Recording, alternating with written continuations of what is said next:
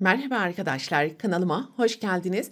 Bugünkü videomda yeni başlayanlar için kolay ve hızlı hediye fikirleri olarak değerlendirebileceğiniz tığ işi amigurumi çanta anahtarlık yapılışını anlatacağım.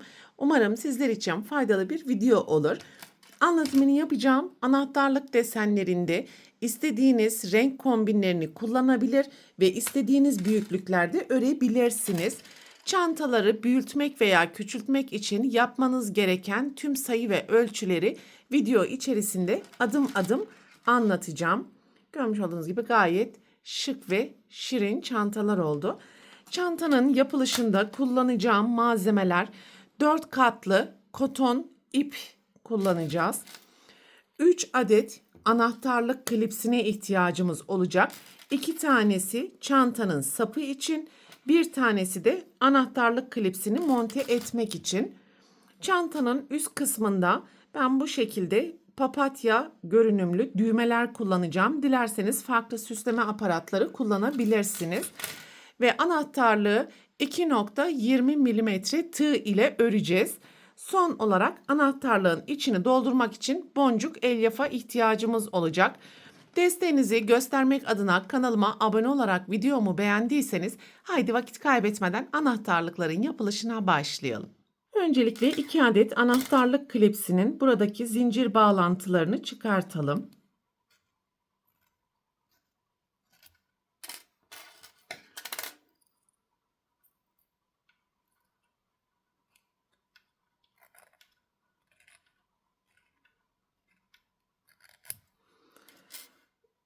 Evet.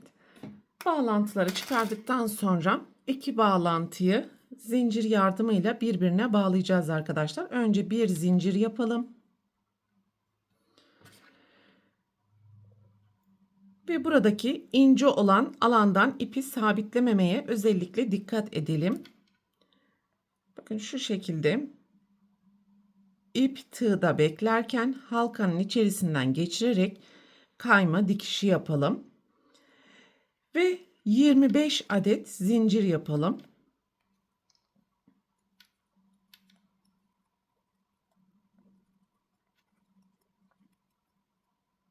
Evet, 25 adet zinciri yaptık ve bu yapmış olduğumuz zincir çantanın yüksekliğini göstermektedir arkadaşlar. Daha yüksek bir çanta yapmak isterseniz zincir sayısını artırabilirsiniz. Ve 25 zinciri yaptıktan sonra yine bu ince olan alan altta kalacak şekilde tığı halkanın içerisinden geçirerek kayma dikişi yapalım. Halkayı bu şekilde çevirelim. Bakın burada 2 tane ilmek var. Kayma dikişi ilmeği değil, zincirlerin tepesine sık iğne yaparak ilerleyeceğiz ve toplam 25 tane sık iğne yapacağız.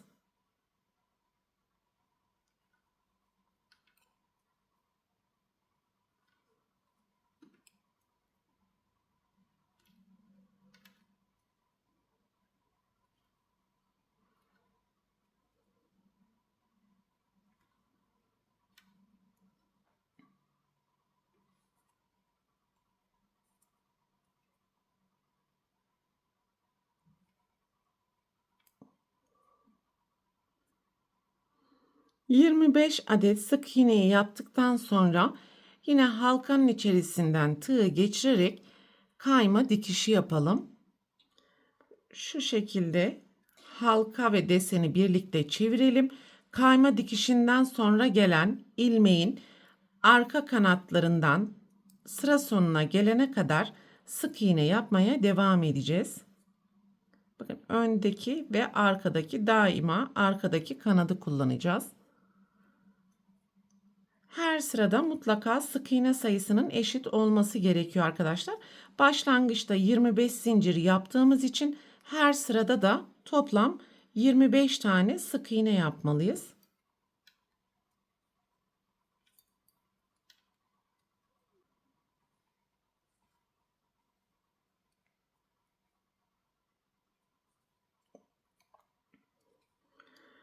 Bakın burada kayma dikişinden önce son 25. sık iğneyi atlamayalım ve mutlaka buraya da sık iğne yapalım. Tekrar tığı halkanın içerisinden geçirerek kayma dikişi yapalım. Önce halkayı çevirelim, daha sonra deseni çevirelim. İlk sık iğnenin arkasından başlayarak sıra sonuna kadar tüm sık iğnelerin arka kanatlarından sık iğne yapmaya devam edelim.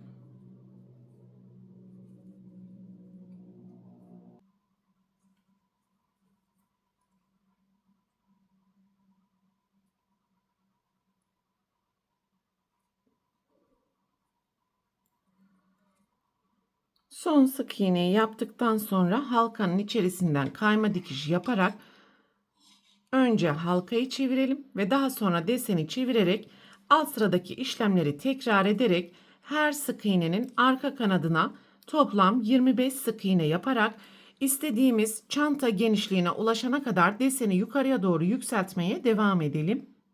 İstediğim genişlik olana kadar deseni bu şekilde yükselttim arkadaşlar ve toplam 17 sıra yaptım. Buradaki yapmış olduğunuz sık iğne sırasını artırdıkça çantanın genişliği artacak. Başlangıçtaki zincir sayısını fazla yaptıkça da çantanın boyu yükselecektir. Ve son 17. sıradaki sık iğneyi yaptıktan sonra tekrar halkanın içerisinden kayma dikişi yapalım ve bir zincir yaptıktan sonra bir miktar ip bırakarak keselim.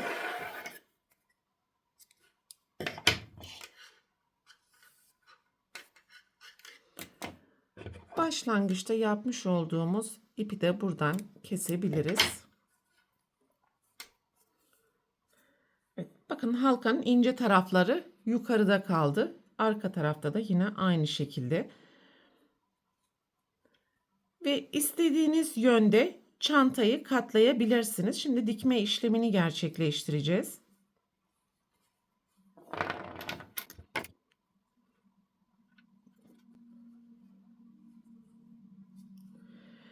Yapmış olduğumuz ilmeklerin bize bakan kısmındaki iç kısım ve karşıdaki ilmeğin de yine iç kısımlarını kullanacağız arkadaşlar. Bakın bize bakan tarafta 2 tane ilmek var. Arka taraftaki ilmek, arkadan da önden bize bakan ilmekleri kullanarak aşağı noktaya gelene kadar dikme işlemini gerçekleştirelim.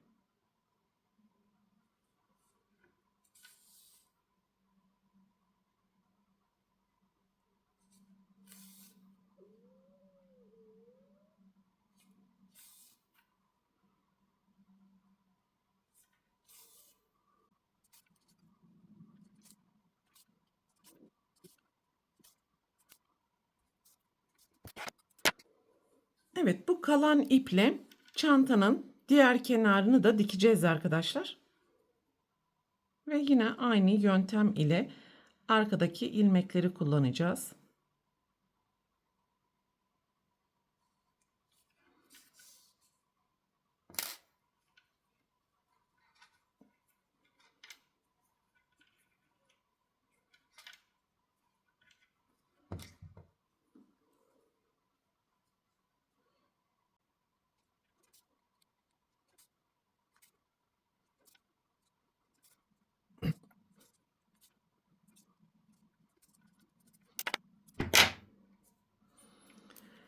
Şimdi yapmış olduğumuz bu desende çantanın iç kısmını dışarıya doğru çıkartacağız.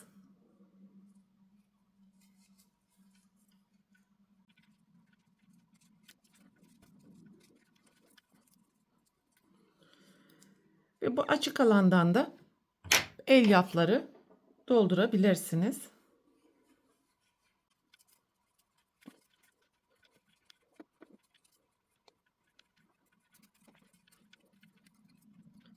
Elyaf dolgusunu yaptıktan sonra istediğiniz farklı süsleme aparatları ile çantanın sağ alt köşesini süsleyebilirsiniz arkadaşlar. Ben kamera arkasında videomuzun çok uzamaması adına buradaki düğmeyi sağ alt köşeye dikeceğim.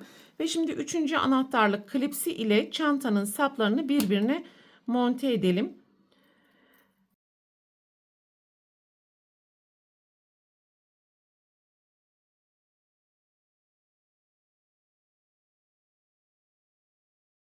Evet, böylelikle anahtarlık klipsini de monte etmiş olduk arkadaşlar. Bu videoda anlatacaklarım bunlardan ibaretti. Umarım sizler için faydalı bir video olmuştur. Sonraki eğitim videosunda görüşene dek lütfen kanalıma abone olarak videomu beğenmeyi ve düşüncelerinizi yorumlar kısmında belirtmeyi unutmayın. Hoşça kalın.